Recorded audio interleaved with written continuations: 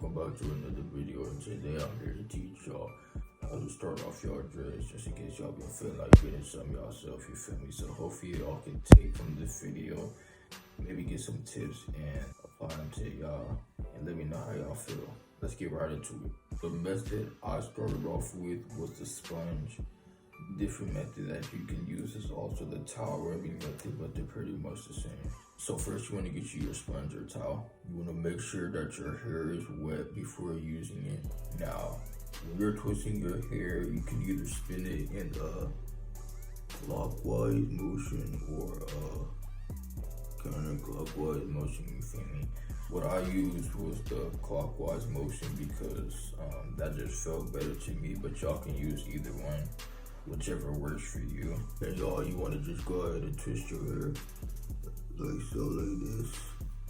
Make sure you apply some pressure if you're just starting out your locks, so you can get your hair well trained together so they can lock up together. And y'all, before using the towel or the sponge, you want to make sure that your hair is wet, because you can thin out your hair if you're just starting it, or if you already have dreads and you're trying to retwist it with the sponge, it could thin out your dreads. Now, the good thing about getting dreads is when you're bored or wherever you are, you can just twist parts of your hair when you're starting off to help them better lock in with each other. Just like this, whenever you're just bored, just twist that.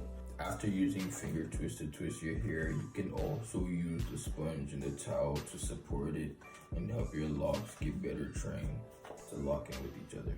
And y'all, when you first are starting off your dreads and you're twisting them, they are going to get tangled together because your hair is loose and they're trying to get trained to stay locked in with each other, so it's going to get attached with the other sections and the other parts of your hair, you feel me? You can run your hands through your hair to get the naps out and make them into sections if you ever come across this problem.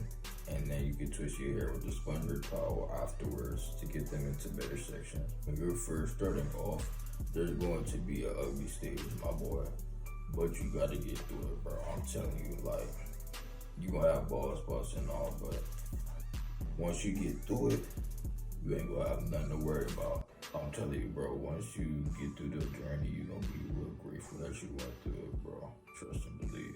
Once again, y'all, make sure when you're starting off your locks, your hair is wet when you're twisting it with the sponge and the towel so you don't thin out your hair. You don't want to use too much water so that it unravels your hair. But when you're twisting your hair, make sure to dampen it so that your hair can get trained and tangled up together. Alright, just like so.